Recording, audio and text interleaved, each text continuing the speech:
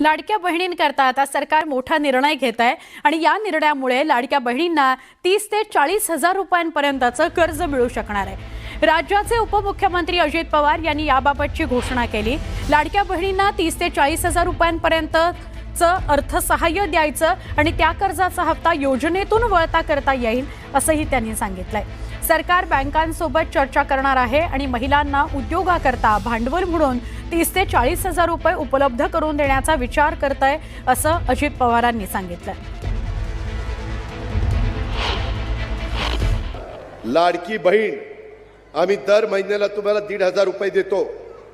त्याच्यामध्ये मी राज्याचा अर्थमंत्री म्हणून सांगतो, तुमचे जे लाभार्थी माझ्या लाडक्या बहिणी त्या योजनेमध्ये बसतात त्यांना ही योजना कदापि आम्ही बंद करणार नाही। ते आमच्या लाडक्या बहिणींच्या करता आहे, तुम्हाला त्याच्यातनं मदत होते।